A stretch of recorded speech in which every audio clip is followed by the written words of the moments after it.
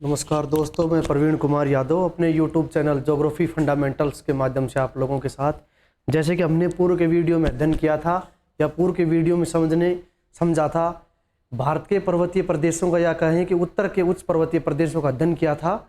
और ये सब जानकारी, ये सारे वीडियो हमने रिट को संदर्भ में रखते हुए, रिट को ध्यान में रखते हुए, या हम कहें कि वर्तमान जो परीक्षा का परिप्रेक्ष्य चल रहा है उस परिप्रेक्ष्य को या उस उद्देश्य को पूरा करने के लिए बढ़ाए या उस उद्देश्य को पूर्ण करने के लिए शुरू की है ये श्रृंखला। और इसी क्रम में या इसी कार्यशाला में आगे बढ़ते हैं। आज हम भारत के भूभौतिक प्रदेश में उत्तर के विशाल मैदानों का अध्ययन करेंगे।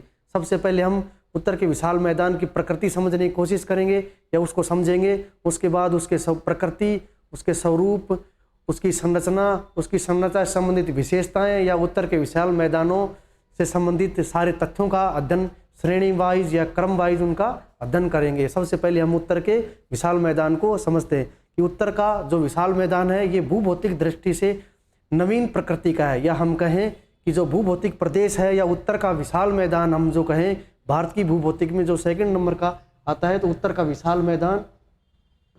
विशाल मैदान क्या है? इसके नवीनतम प्रकृति का है। दूसरे शब्दों में इसको समझ नहीं करेंगे कि उत्तर के विशाल मैदान का जो निर्माण हुआ वो हिमालय से बाद का है या हिमालय से पूर्व का है। उत्तर के विशाल मैदान का निर्माण हिमालय से बाद का हुआ। और ये बात हम इसलिए कह रहे हैं कि जो उत्तर का विशाल मैदान है उसके निर्माण में हिमालय से निकलने वाली नदियों के द्वारा अपरदित जो भी अपशिष्ट है उसकी मुख्य भूमिका है, या हिमालय के निर्माण में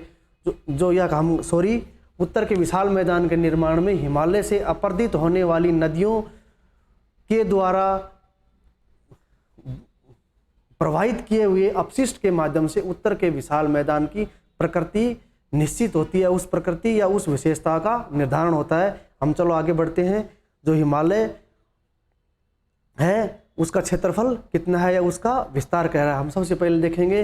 हिमालय का विस्तार इधर पाकिस्तान से लेकर के नागालैंड तक है। हिमालय का विस्तार कहाँ है? इसका निर्माण पाकिस्तान से लेकर के पाकिस्तान में भी जो है पंजाब प्रांत है, पाकिस्तान के जो हमारे पाकिस्तान का कौन सा है? पंजाब प्रांत। पाकिस्तान के पंजाब प्रांत से लेकर के नागालैंड तक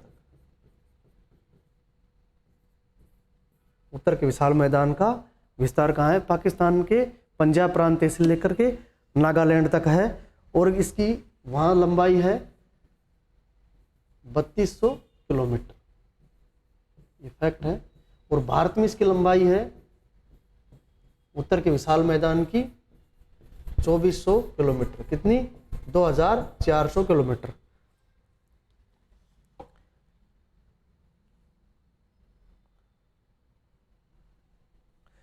और भारत में इसका जो विशाल मैदान है इसका जो टोटल जो एरिया है वो है 7,50,000। कितना है?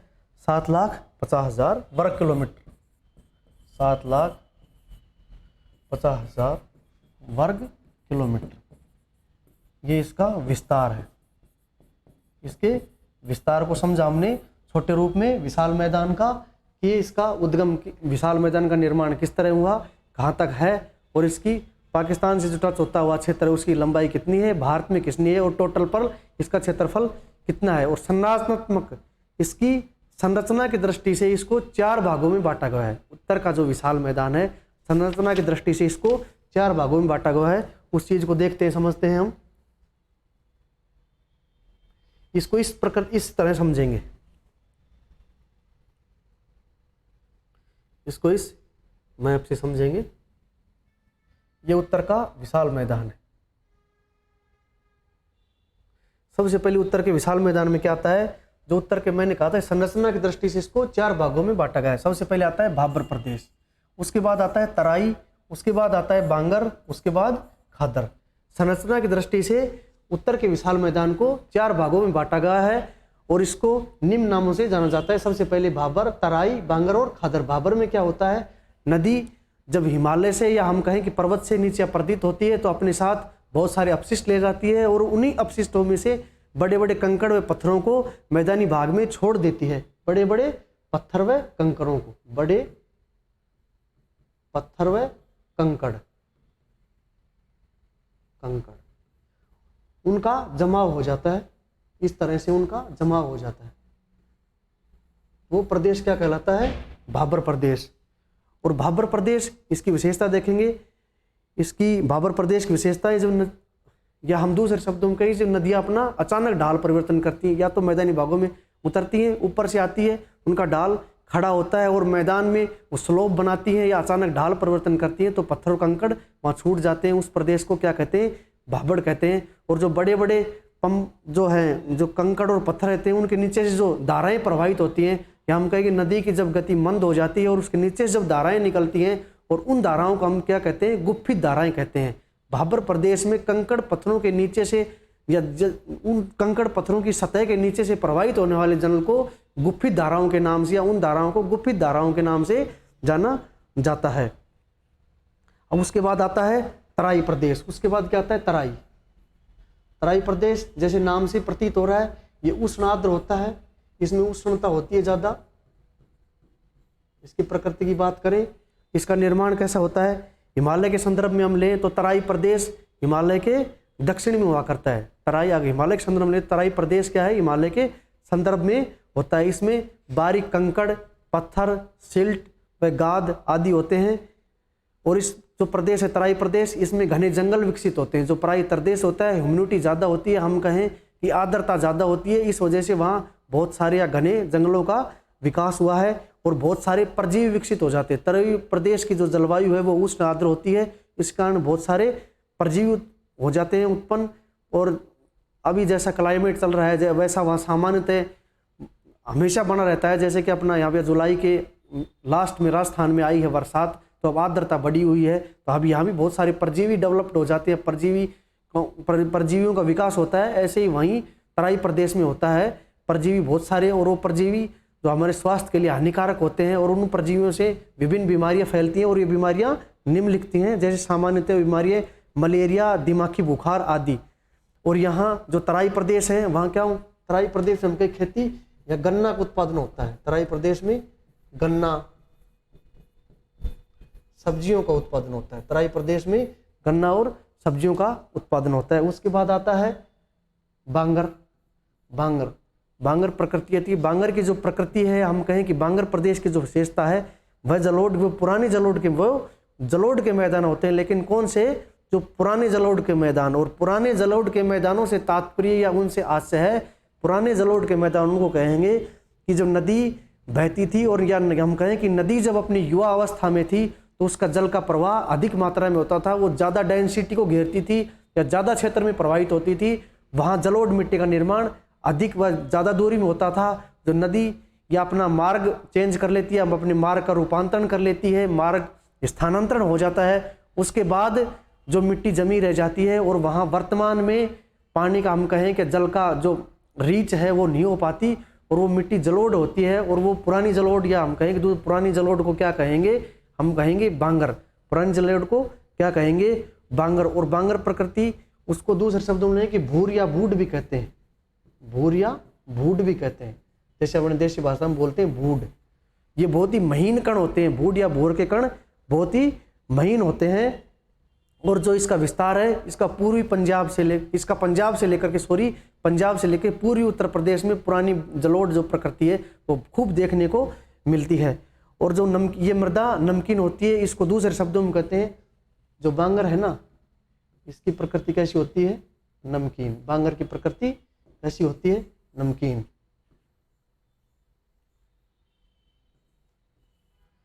तो बांगर को हम कहेंगे, ये कहेंगे रे, उसर, कालर, ये सब नामों से भी इसको हम जानते हैं या समझने की कोशिश करेंगे। उसके बाद आता है खादर। खादर जो प्रदेश के, इसका निर्माण निचली गंगा मैदान, मुख्य रूप से कहाँ होता है? जो गंगा का निचला मैदान है, जब गंगा का क्या कहेंगे बारू, हमेशा जो गंगा का प्रवाह होता रहता है, वहाँ दूसरे शब्दों में हम इसको समझेंगे कि जो नवीन जलोढ़ है उसको क्या कहेंगे हम? खादर। ये मृदा अत्यधिक उपजाऊ होती है। जो है खादर मृदा, ये अधिक उपजाऊ होती है, उपजाऊ बहुत होती है, इसमें ये मिट्टी उपजाऊ होती है। लेकिन इसका एक माइनस पॉइंट भी है। जो खादर मिट्टी है वो निचली गंगा के मैदानी प्रदेश है, इसी कारण ये बाढ़ और सूखा, कभी क्या निचली गंगा के मैदान में जब गंगा आती है अपनी उफान पे रहती है या जब पीक पे रहती है तो बाढ़ से प्रभावित होती है और उसके बाद सूखा होता है, तो गंगा का मैदान सूखा से भी प्रभावित होता है। उसके बाद हम नेक्स्ट आते हैं जो भारत के भौतिक प्रदेश में नेक्स्ट जो मैदानी क्षेत्र का अध्ययन करेंगे वो है राजस्थान का मैदान। दूसरा क्या होगा? राजस्थान का मैदान।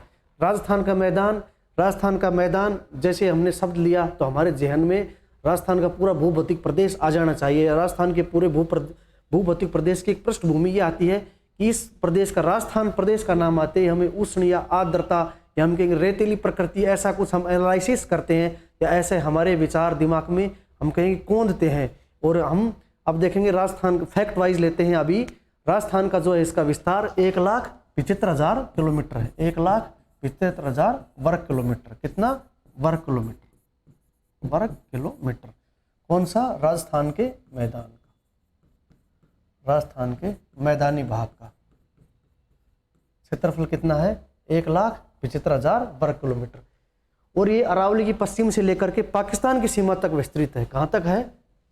अरावली के पश्चिम से पाकिस्तान की सीमा तक। जैसे अपने जैसलमेर बाड़मेर से लगती हुई पाकिस्तान की सीमा है। ये भूभाग, इसमें सिलिका की मात्रा पाई जाती है। जो राजस्थान का मैदान है उसमें सिलिका के कण होते हैं। उस मैदानी भाग में आयरन लो तत्व, आयरन या लो तत्व सेम है। उसमें पोटास की मात्रा भी होती है बहुत सारी। अगर राजस्थान के मैदान में हम इस कहें कि जी ये तो इसके राजस्थान के मैदान की हमने कहा कि उष्ण होता है, नमकीन, ये कुछ कहें तो ये बांगर प्रकृति का हम कहें कि इसमें जो थोड़े मिट्टी के कण है उनकी विशेषताएं अलग है, थोड़ा इनका डिफाइडेशन या हम कहें इसका वर्गीकरण थोड़ा अलग है। अगर राजस्थान के मैदानी भाग में उपजाऊ है, अगर पानी की या उत्तम व्यवस्था हो, सिंचाई की व्यवस्था हो, ये इसकी हम विशेषता ले सकते हैं या इसका मजबूत पक्ष भी ले सकते हैं कि अगर राजस्थान के मैदान में सिंचाई की उत्तम व्यवस्था हो तो वहाँ उपजाऊ भूमि है और वहाँ फसल की अच्छी उत्पादकता हो सकती है। राजस्थान के मैदान में जो पादप पाए जाते हैं, राजस्थान के मैदान में जो वनस्पति पाई जाती है वो मरुदविद होती है। राजस्थान के मैदान में पाई जाने वाली वनस्पति कैसी होती है? मरुदविद। ये क्वेश्चन अच्छा बनता है कि राजस्थान के जो मैदान में किस प्रकार की वनस्पति पाई जाती है? मरुदविद, या हम इसको इंग्लिश में ले कैटेक्स टाइप जो वनस्पति होती है वो पाई जाती है। और राजस्थान के मैदान में जो झीलें पाई जाती हैं उनको क्या कहते हैं? पलाया झीलें पाई जाती है। कौन सी झीलें? पलाया। और इनमें मुख्य हैं, ये झीलें क्या है? नमकीन होती हैं, या हम कहें कि नमक हमें पाया जाता है। इसमें है सांभर, डीडवाना, पचपदरा,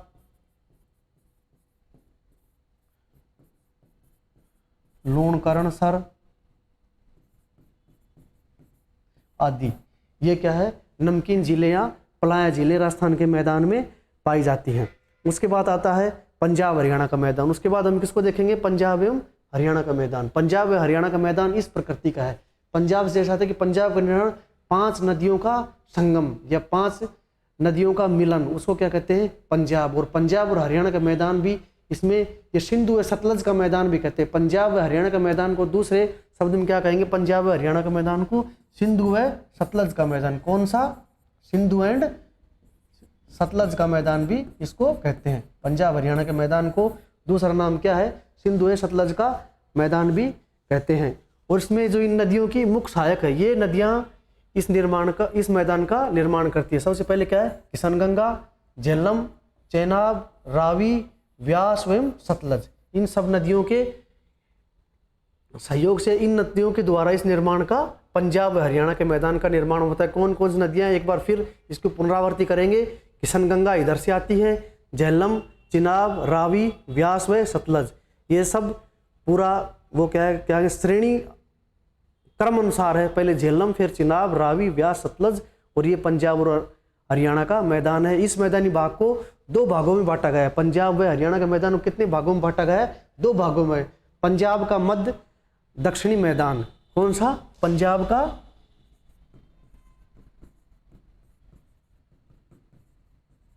मध्य दक्षिणी मैदान, या इसको क्या कहते हैं? मालवा का मैदान भी कहते हैं। दूसरा, इसको एक कर देते हैं हम, सेकंड है दूसरा क्या कहेंगे, भिवानी बांगर। भिवानी बांगर। बहुत अच्छा प्रश्न बन रहा है क्वेश्चन कि पंजाब हरियाणा के मैदान को किन किन दो भागों में बांटा गया है।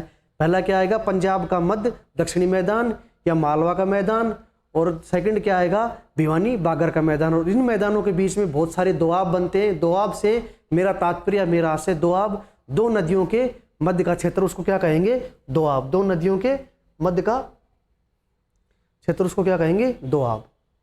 तो चलो दोआब देखते हैं। सबसे पहले क्या आता है, विस्ट। सबसे पहले क्या आता है, विस्ट। विस्ट, BIST, विस्ट। इसको इस तरह समझेंगे, विस्ट, ये बी लिया और ST, इसका होता है व्यास एवं सतलज। व्यास और सतलज के बीच की जो भूमि कहेंगे, या उसके बीच की जो जगह है, स्पेस बचता है, उस दोआब को क्या कहेंगे, बीस्ट। और बीस्ट के बाद आता है बारी।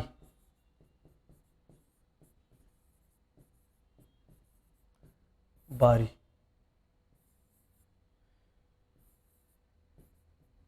व्यास व रावी। व्यास व कौन सा, व्यास व रावी। उसके बाद आता है रेचान। ये सब दोआब हैं, रेचान दोआब। कौन सा,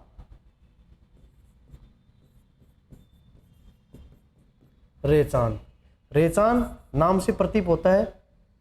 रावी, सॉरी ये गलती है, एंड कौन सी, चेनाब।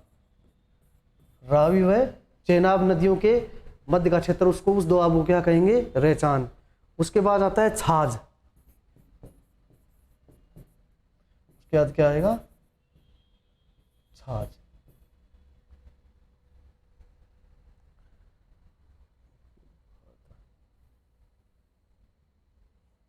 उसके बाद कौन सा आएगा, ये आ गया छाज। और छाज किन किन के बीच में है, सिंधु और झेलम। कौन सी है, ये नदी सिंधु और झेलम। ये सारे दोआब थे। कौन से मैदान में, पंजाब में हरियाणा के मैदान में। और पंजाब और हरियाणा का मैदान, इसका विस्तार भी, राजस्थान के मैदान कितना है, इसका भी 1,75,000 वर्ग किलोमीटर। कितना, वर्ग किलोमीटर, ये इसका विस्तार है। और रावी और व्यास नदियां इस मैदान में निर्माण में मुख्य भूमिका निभाती हैं। और बाढ़ग्रस्त क्षेत्र है, इसमें नवीन, बाढ़ग्रस्त में इसमें नवीन जलोढ़ मिट्टी का ज़्यादा अधिकता पाई जाती है। और वर्तमान में ये जो मैदान है पंजाब और हरियाणा का, ये अवैज्ञानिक खेती का शिकार है। इसकी सबसे जो पीक या माइनस पॉइंट करेंगे वो है कि पंजाब जो हरियाणा का मैदानी क्षेत्र है, वो अभी क्या है, अवैज्ञानिक खेती का शिकार हुआ है। ये इसका सबसे माइनस पॉइंट है। आगे बढ़ते हैं, हम गंगा के मैदान को लेते हैं। अब नेक्स्ट हमारा जो मैदानी क्षेत्र आता है वो आता है गंगा का मैदान। गंगा का मैदान, गंगा का मैदान, इसका क्षेत्रफल कितना है, सबसे पहले लेंगे इसका क्षेत्रफल भी 1,75,000 वर्ग किलोमीटर। गंगा के मैदान का क्षेत्रफल 1,75,000 वर्ग किलोमीटर का है। और गंगा के मैदान को 4 भागों में बांटा गया है। गंगा के मैदान को 4 भागों में बांटा गया है, जो निम्न प्रकार है। उत्तरी गंगा का मैदान 3 भागों में बांटा गया, सॉरी 4 में नहीं। उत्तरी गंगा का मैदान, मध्य गंगा का मैदान व निचली गंगा का मैदान। कितने क्षेत्रों में बांटा गया है, 3 भागों में। उत्तरी गंगा का मैदान, मध्य का और निचली गंगा का मैदान। ये मैदानी भाग इस तरह भाग गया है। और इसको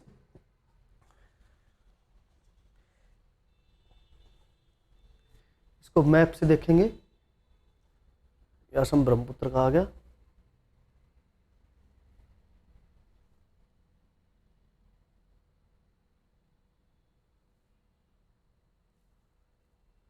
ये उत्तरी गंगा का मैदान।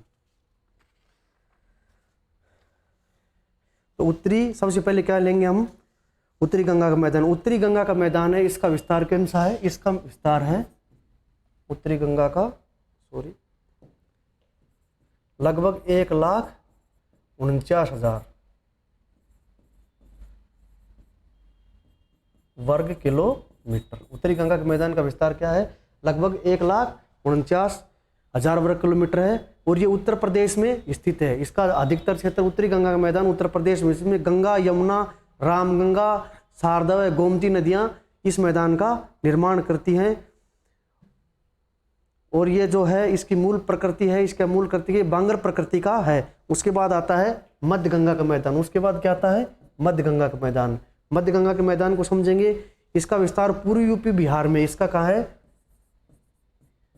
पूर्व यूपी में एवं बिहार में विस्तृत, या हम कहें इसका क्षेत्रफल देखेंगे मध्य गंगा के मैदान का 1,44,000 किलोमीटर के लगभग। 1 लाख, इसका था 1,49,000, इसका 1,44,000 वर्ग किलोमीटर के लगभग है, लगभग समथिंग।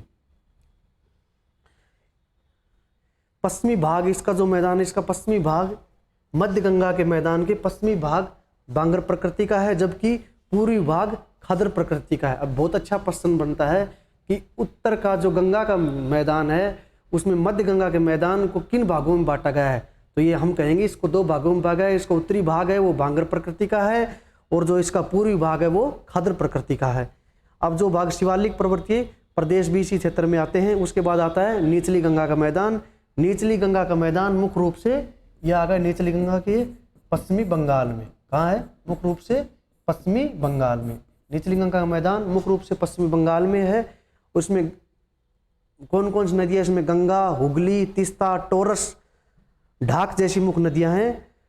मूल रूप से कौन सा है? खादर प्रकृति का है। इसकी प्रकृति कैसी है? खादर। निचली गंगा के मैदान की प्रकृति कैसी है? खादर प्रकृति का है। रूपनारायण व अजी नदियां इसके मध्य टीले हैं और इसको क्या कहते हैं? रार का मैदान भी कहते हैं। इनको क्या कहते हैं? रार का मैदान। इसको क्या कहते हैं? रार का मैदान भी कहते हैं। चलो, तो ये गंगा का मैदान हमने पढ़ा। अब हम नेक्स्ट लेते हैं असम व ब्रह्मपुत्र का मैदान। असम व ब्रह्मपुत्र का मैदान, इसका विस्तार शिवालिक हिमालय तथा शिलांग के पठार के मध्य है। इसका विस्तार कहाँ है? शिवालिक से लेकर के, हिमालय का हमने पढ़ा था, शिवालिक से लेकर के शिलांग के पठार तक। शिलांग के पठार तक कहाँ तक है इसका विस्तार? शिवालिक से लेकर के शिलांग के पठार तक इसका विस्तार है। संपूर्ण मैदान कह रैंप घाटी के रूप में स्टेप बाय स्टेप सीढ़ी नुमा है। ये संपूर्ण मैदान कैसा है? असम ब्रह्मपुत्र का रैंप प्रकृति का है। हम कहें कि स्टेप बाय स्टेप है या कहीं सीढ़ी नुमा मैदान है। इसका विकास ब्रह्मपुत्र तथा उसकी सहायक नदियों से हुआ। शिवालिक का मैदान कहें, असम या ब्रह्मपुत्र का मैदान कहें, इसका विस्तार कैसे हुआ? ब्रह्मपुत्र नदी और उसकी सहायक नदियों से हुआ। और इसमें अनेक, इस मैदान की सबसे मोटी विशेषता है, सबसे बड़ी विशेषता है, अनेक द्वीप डेवलप है। इसमें अनेक द्वीप विकसित है। क्या है? द्वीप विकसित है। अनेक द्वीप विकसित है और उन द्वीपों में मुख्य रूप से हैं मांजुली द्वीप। कौन सा है? मांजुली। ये असम में है और असम का नवीनतम जिला है और ये सबसे बड़ा नदी द्वीप है। सबसे बड़ा नदी द्वीप कौन सा है? मांजुली, जो असम ब्रह्मपुत्र के कहें या शिवालिक के मैदान में, इसमें। और इस मैदान की विशेषता है इसमें असम या ब्रह्मपुत्र के मैदान की विशेषता है कि इसमें चाय के बागान बहुत सारे मिलते हैं। इसमें ये चाय के जो इसमें खेती होती है वो किसकी होती है? चाय की होती है। तो चलो अब आगे बढ़ते हैं, नेक्स्ट लेते हैं। अब आते हैं भारत के प्रायद्वीपीय पठार। कौन चाहते हैं भारत का? हमने मैदानी भागों का अध्ययन किया, उसके बाद हम प्रायद्वीपीय भागों का अध्ययन किया। प्रायद्वीपीय भाग जो है, जो भूभौतिक प्रदेश से देखा जाए या भूभौतिक दृष्टि से देखा जाए तो प्रायद्वीपीय पठार का विस्तार या प्रायद्वीपीय पठार का क्षेत्रफल भारत में सबसे अधिक है। लगभग 16 लाख वर्ग किलोमीटर के लगभग है। 16 लाख वर्ग किलोमीटर के लगभग फैला हुआ है। सबसे पहले फैक्ट जो आता है, भारत का प्रायद्वीपीय पठार कितना फैला हुआ है? 16 लाख वर्ग किलोमीटर के लगभग फैला गया है। इसकी सीमा, उत्तर की सीमा अरावली, इसकी उत्तरी सीमा अरावली से लेकर बुंदेलखंड कंगार तक है। कहाँ तक है? बुंदेलखंड कंगार तक। विंध्याचल कगार राजमहल की पहाड़ियां बनाती है, जबकि 3 दिशाओं तटवर्ती मैदानों से घिरा हुआ है। इसको ये प्रायद्वीप पठार भागों में विस्तृत में। अब हम इसको पहले तो इसके फैक्ट लेंगे, फिर इसको मैप से समझेंगे।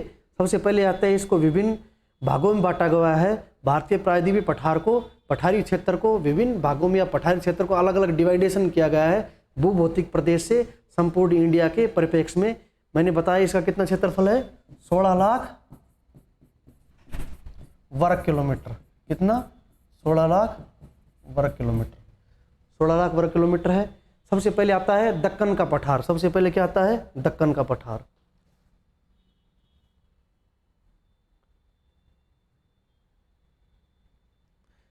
सबसे पहले आता है कौन सा, दक्कन का पठार। दक्कन का पठार सबसे पहले आता है दक्कन का पठार। हम आज समझेंगे ज़्यादा। इसका विस्तार कितना है, 5,40,000 वर्ग किलोमीटर। 5,40,000, 5,40,000 वर्ग किलोमीटर किसका विस्तार है। ये महाराष्ट्र, गुजरात, दक्षिणी पश्चिमी मध्य प्रदेश, पश्चिमी तेलंगाना, कर्नाटक के उत्तरी सीमा तक, गोवा तक स्थित है। दक्कन का जो लावा पठार है उसका विस्तार 5,40,000 वर्ग किलोमीटर है। और ये महाराष्ट्र, गुजरात, दक्षिणी पश्चिमी मध्य प्रदेश, पश्चिमी तेलंगाना, कर्नाटक के उत्तरी सीमा तक है। भूगर्भिक हलचल के दौरान इसमें लंबी दरार विकसित, इसमें क्या है, लंबी एक दरार विकसित हुई है जिसके कारण भूगर्भिक। और इस पठार की विशेषता है सोपानीकृत है। जो पठार है दक्कन का लावा पठार, इसकी संरचना कोई पूछे कि दक्कन के लावा पठार की संरचना कितनी है, तो सोपानीकृत संरचना के हिसाब से है। और इसलिए दक्कन ट्रेपन भी कहते हैं, सोपानीकृत संरचना है इसके। इसको क्या कहते हैं, दक्कन ट्रेपन भी कहते हैं। ऐसे इस प्रकार का है ये, इसको क्या कहते हैं, दक्कन ट्रेपन भी कहते हैं।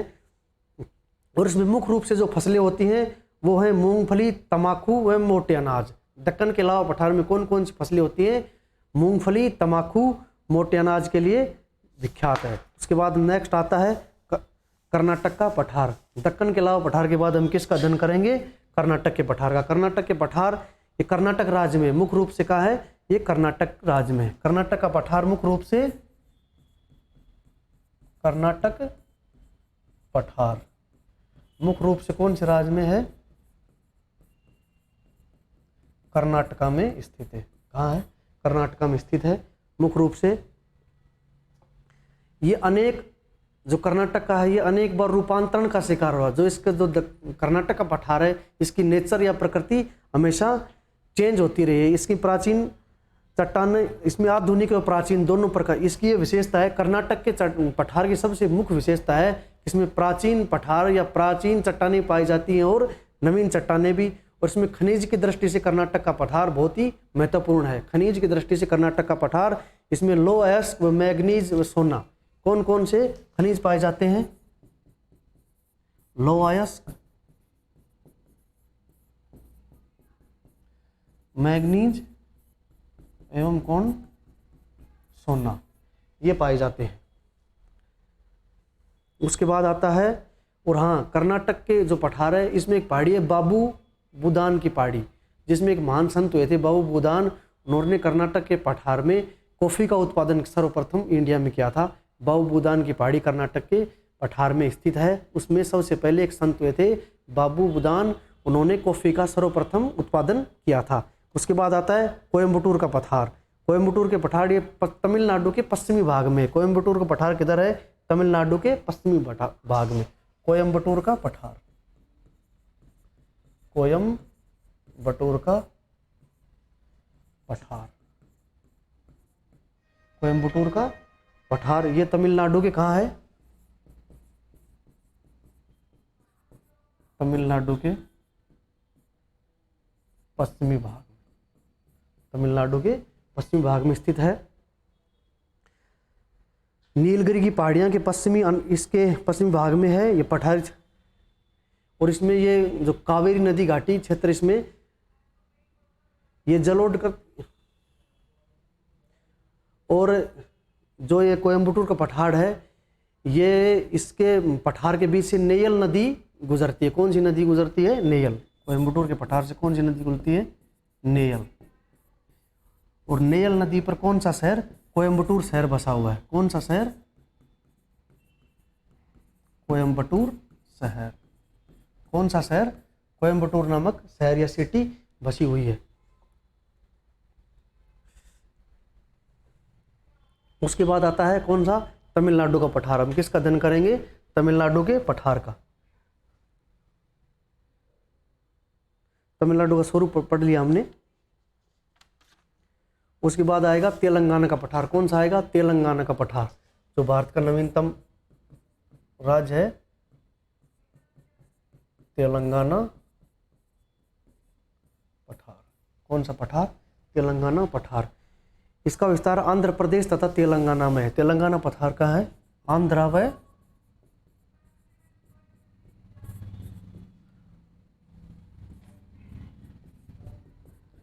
आंध्र तथा तेलंगाना में, 2 राज्यों में है तेलंगाना का पठार, आंध्र प्रदेश तेलंगाना में। और इसको कृष्णा नदी 2 भागों में बांटती है। तेलंगाना के पठार को कृष्णा नदी, कौन सी नदी, कृष्णा नदी 2 भागों में, कृष्णा नदी 2 भागों में बांटती है। उसके बाद आता है छत्तीसगढ़ व दंडकारण्य का पठार। उसके बाद कौन सा आता है, छत्तीसगढ़ एवं दंडकारण्य का पठार। छत्तीसगढ़ एवं दंडकारण्य का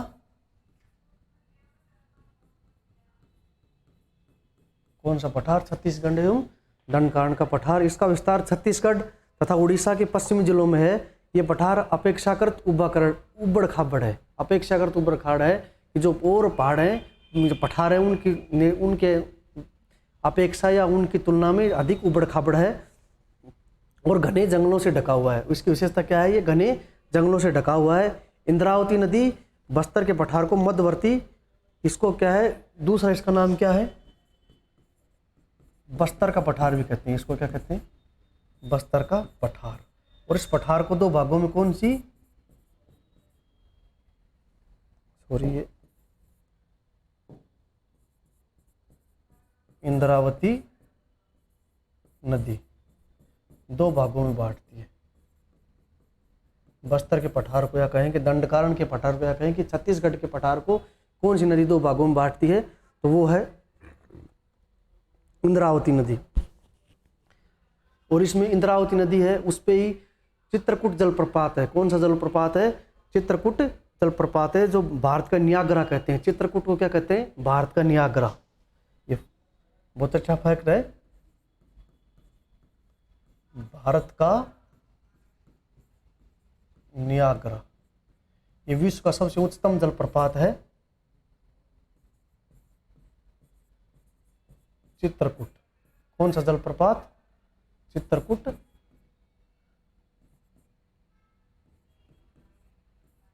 चित्रकूट जलप्रपात, इसको क्या कहते हैं, भारत का नियाग्रा कहते हैं। और कौन सी नदी पे है, इंद्रावती नदी पर।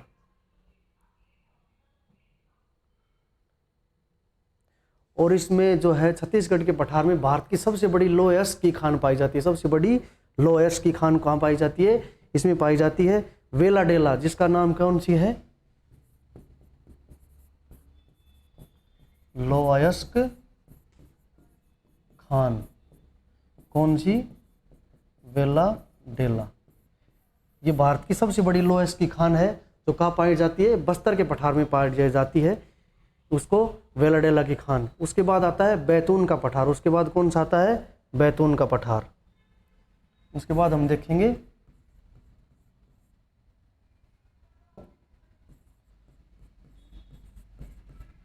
बैतून का कौन सा पठार, बैतून का पठार। बैतून के पठार क्या विशेषता, ये देखेंगे। ये पठार मध्य प्रदेश के दक्षिणी भाग में है।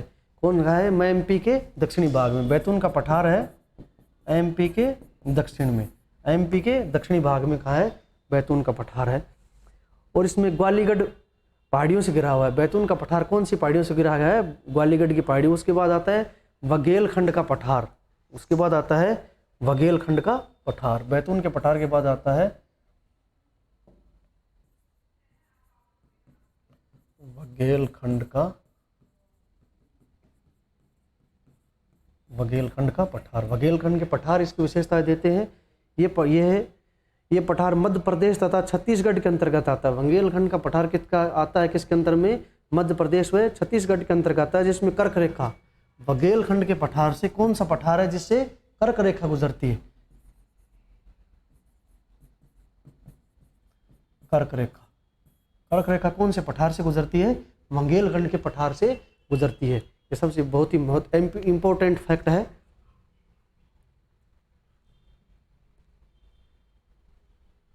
उसके बाद आता है मालवा का पठार। मालवा का पठार, मालवा का पठार कहाँ स्थित है,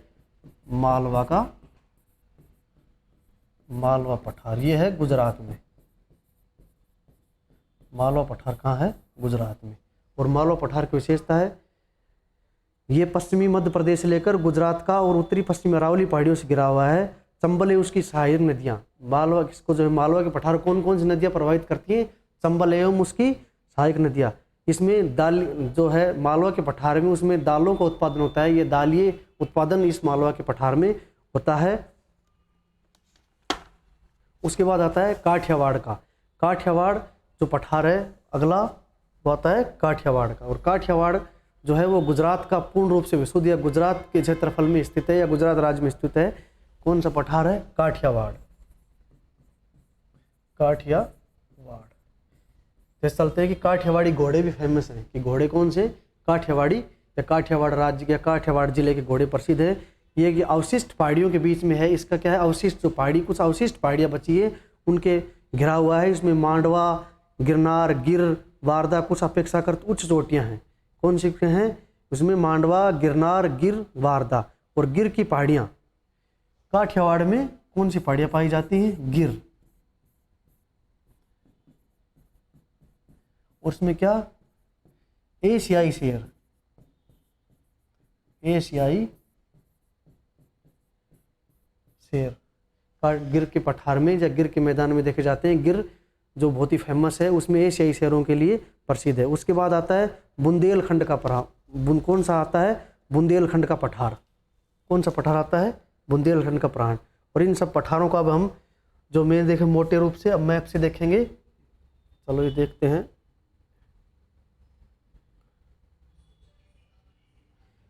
ये आगे भारत के पूरे प्रायद्वीप पे पठार, ये देखो।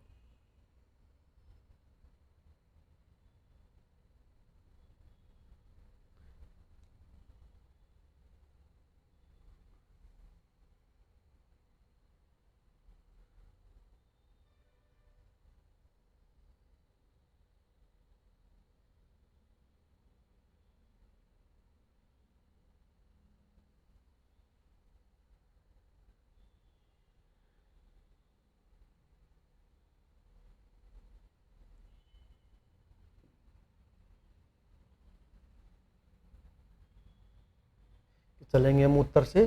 सबसे पहले लद्दाख का पठार, रीवा सतना का पठार, बुंदेलखंड का पठार, बंगेलखंड का पठार, हजारीबाग का पठार झारखंड में, बंगेल का पठार एमपी में, करबी एलोंग का पठार असम में, ये सिरचेपा पठार फिर रांची में आता है, छोटा नागपुर का पठार है, बस्तर का पठार है, ये दंडकारण्य का पठार है, तेलंगाना का पठार हमने अध्ययन कर लिया, तमिलनाडु के पठार का भी हमने अध्ययन कर लिया, कोयम्बटूर को पठार को भी हमने देखा है, फिर कर्नाटक, बेंगलोर, ऊपर चलते दक्कन का लाव पठार, बैतूल, ये काठियावाड़ उच्च भूमि, जैसे एशियाई शेरों का हम जिक्र कर रहे थे, मालवा का पठार, मेवाड़ी महाभारत का पठार, मेघालय का पठार, ये एमपी में ये भंडेर का पठार, ये सभी पठारी ये भाग है भारत का मैप के रूप में है।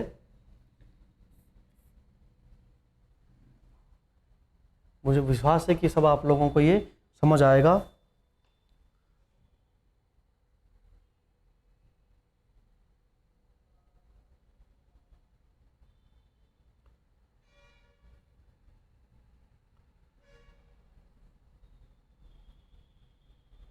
आगे बढ़ते हैं अब हम।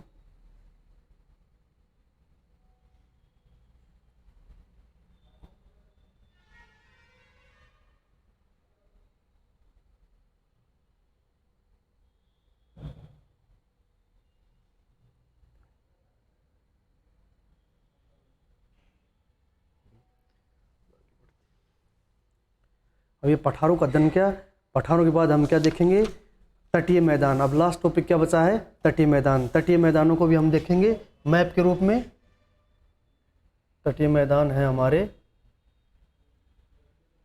कौन से हैं, ये हमारे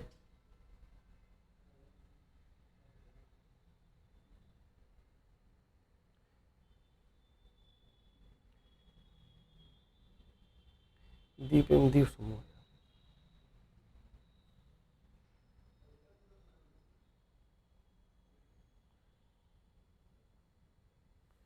क्या देखेंगे हम,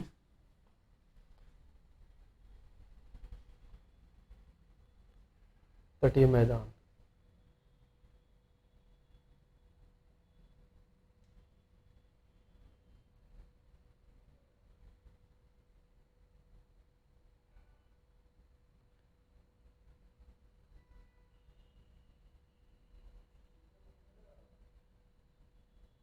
किधर गए,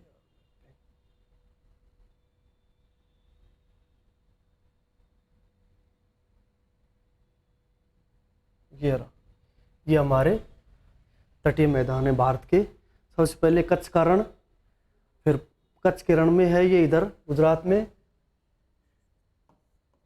फिर पादम, खादरवेला, ये सौराष्ट्र का तटीय मैदान, उसके बाद कोंकण तट, उसके बाद कर्नाटका का तट, उसके बाद मालवा, केरल का तटीय मैदान, फिर ये तमिल तटीय मैदान जो तमिल में है, कोलूर, ये झील है, कोलूर क्या है, ये झील है, उसके बाद चिल्का झील, नमकीन झील है, ये तो कोलूर तो क्या है, ये मीठे पानी की, ये मीठे पानी की झील है, और चिल्का खारे की, चिल्का कौन सी, खारे पानी की सबसे बड़ी झील है।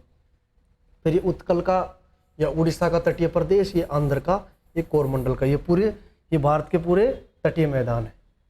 इसमें हम पूरे भारत के तटीय मैदान देखेंगे, और तटीय मैदानों को इसको अब हम ओरल इसको इसमें देख के हम ओरली रूप से समझेंगे। तटीय मैदानों को दो भागों में बांटा गया है, पश्चिम तटीय मैदान व कच्छ का तटीय मैदान। कितने भागों में बांटा गया है, दो भागों में बांटा गया है इस मैदानी भागों को, पश्चिम का तटीय मैदान व कच्छ प्रायद्वीप का।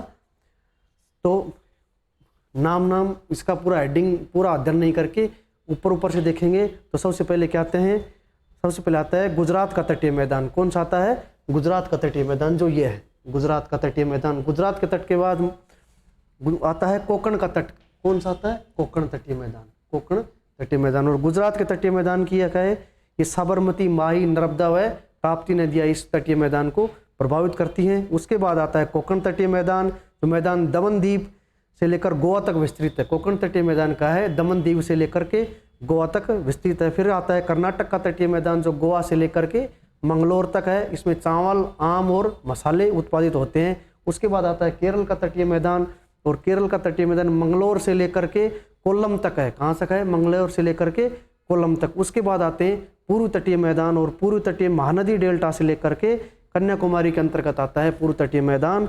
उसमें आता है उत्कल या उड़ीसा का मैदान। उसमें कौन सा आता है, उत्कल या उड़ीसा का मैदान। सबसे पहले कौन सा आएगा, उत्कल या उड़ीसा का मैदान, ये वाला क्षेत्र उत्कल या उड़ीसा का मैदान। इसमें कौन सी नदी डेल्टा बनाती है, महानदी डेल्टा बनाती है उत्कल के मैदान में। और इसमें चिल्का झील विस्तृत है। उत्कल के इसमें क्या है, चिल्का झील स्थित है। और इसमें दो बीच हैं, इसमें पुरी और गोपालपुर, दो बीच हैं उत्कल तटीय मैदान में, पुरी और गोपालपुर बीच। उसके बाद आता है आंध्र तटीय मैदान। कौन सा आता है, आंध्र तटीय मैदान, ये वाला आंध्र तटीय मैदान विशाखापट्टनम से लेकर पुलिकट झील तक है। आंध्र तटीय मैदान का विस्तार क्या है, इसका मैदान पुलिकट झील तक है, विशाखापट्टनम से लेकर के पुलिकट झील तक। इसमें और उसके बाद आता है तमिल तटीय मैदान। तमिल तटीय मैदान जो पुलिकट झील से लेकर कन्याकुमारी तक मैदानी में सर्वाधिक चौड़ा है। ये सर्वाधिक चौड़ा तटीय प्रदेश है, पुलिकट झील से लेकर के कन्याकुमारी तक विस्तृत है, सर्वाधिक चौड़ाई। और इसमें सघन चावल की कृषि होती है। और सबसे लास्ट में आते हैं द्वीप तथा द्वीप समूह। सबसे लास्ट में हम किन का अध्ययन करेंगे, द्वीप तथा द्वीप समूह का। चलो इनको देखते हैं जल्दी से।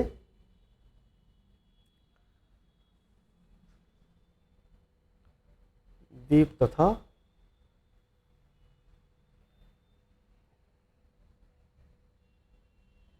ये हैं द्वीप तथा द्वीप समूह। इनको सिर्फ मैप से देखेंगे, द्वीप तथा द्वीप समूह। ये इंडिया के भारत में लगभग 1000 के लगभग द्वीप हैं। कितने द्वीप हैं? 1000 के लगभग इसमें है द्वीप तथा द्वीप समूह। सबसे पहले द्वीप तथा, ये पिराटन, इधर नोर, करुम्बार, वेद, जिसमें कौन सा है इन सब द्वीप समूह में? मैरी नेशनल पार्क, जो कहाँ है? कच्छ की खाड़ी में, गुजरात में कहाँ है? उसके बाद आता है, नीचे आते हैं द्वीप, पीरम, गांधार, खड़ियावेट, अलियावेट, भोसल। उसके बाद मुंबई, उन्नास की खाड़ी, मुंबई में कौन सा है द्वीप? उन्नास की खाड़ी। एलिफेंटा, मुंबई में बहुत सारे द्वीप है, एलिफेंटा, स्क्विलेंटा, वचर, अर्नाल, केनर, करंजा, फ्रांस। फिर उसके बाद गोवा में द्वीप है, कौन सा द्वीप है गोवा में? अंजा। गोवा में कौन सा द्वीप है? अंजा। सेंट मेरी, पिजन, नाक, भटकल, ये कहाँ है? मंगलोर में। ये सब कौन से? सेंट मेरी, पिजन, नाक, भटकल, ये द्वीप कहाँ है? मंगलोर में। फिर आता है वाइपिन, वेलिंगटन, ये भारत का सबसे छोटा नेशनल हाईवे है। वाइपिन तथा वेलिंगटन के बीच जो द्वीप है वह भारत का सबसे छोटा नेशनल हाईवे है। 47A, कौन सा नेशनल हाईवे है? 47A, भारत का सबसे छोटा। फिर आता है नैनी ताली व तीवदूप। उसके बाद आता है पोम्बन, धनुषकोटी, इसको श्रीहरिकोटा। उसके बाद आता है श्रीहरिकोटा, जो अंतरिक्ष अनुसंधान केंद्र है और पुलकट झील के पास है। और श्रीहरिकोटा अनुसंधान केंद्र के पास एक और द्वीप है, उसके है फॉल्स द्वीप पॉइंट व कृष्णा डेल्टा में। फॉल्स द्वीप पॉइंट का है? कृष्णा नदी डेल्टा में। कहाँ है? कृष्णा नदी डेल्टा में। उसके बाद आता है पारीकुंड द्वीप, सौर्थ द्वीप, न्यूमोर द्वीप, कलाम द्वीप। देखो उड़ीसा के, जो चांदीपुर द्वीप था उड़ीसा का, कौन सा था? चांदीपुर। उसका नाम अब क्या कर दिया? कलाम द्वीप। अपने जो भूतपूर्व राष्ट्रपति थे डॉक्टर APJ अब्दुल कलाम, उनके नाम पे इस द्वीप का नाम क्या कर दिया? कलाम द्वीप।